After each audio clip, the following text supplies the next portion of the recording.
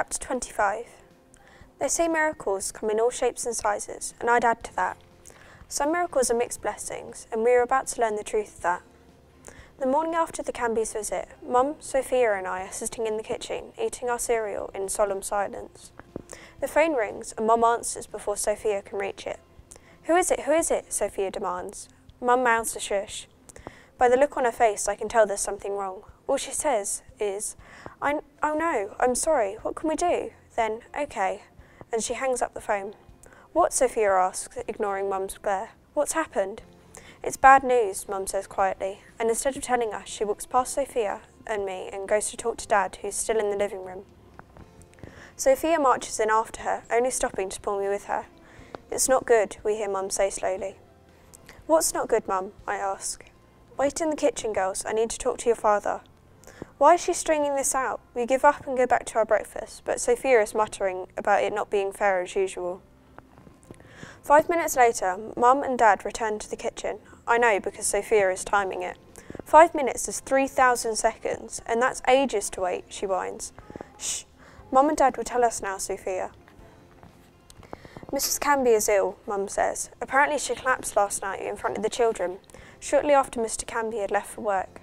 Pinky had to run for her dad, as without Abby they didn't know what else to do. He phoned for an ambulance and the poor woman was rushed to hospital while Mr. Canby was left with all the children crying and thinking that she was going to die. It must have been terrible for them all. How bad is she? I ask. They don't know yet, but Mr. Canby said they suspect it might be some form of cancer. Later in the day, Mum calls Mr. Canby back and offers to take some tea round for the children, but he says no thank you, Pinky will handle things. I think how strange it must be in their house, with both Abby and Mrs. Canby gone. Pinky is far too young to be relied upon to care for everyone, but I know she'll try her best, no matter how upset and scared she must be feeling. In the Canby household, Pinky stood in the middle of the kitchen, surrounded by her failed attempts at making dinner for her family. Her father sighed at the sight and said that they were having a takeaway. Pinky, relieved that he hadn't lost his temper with her, even started to imagine a takeaway pizza with garlic bread. But no, they were called by the restaurant he worked at and get something from the kitchen. The takeaway was oily and had too much chilli, but was hot and filling, and no one dared complain. The food seemed to calm and quieten the children, but when they finished eating, the children were so tired they could no longer hold back their tears. Just get to bed, the lot of you, and stop crying. Your mother will be home soon, their father yelled. I want Mum and Abby home, Pinky cried. Just get your brothers ready for bed and stop all the noise. You kids are sending me mad. You're too much trouble. Pinky, I said get everyone ready for bed, he barked, retreating to his bedroom and slamming the door shut.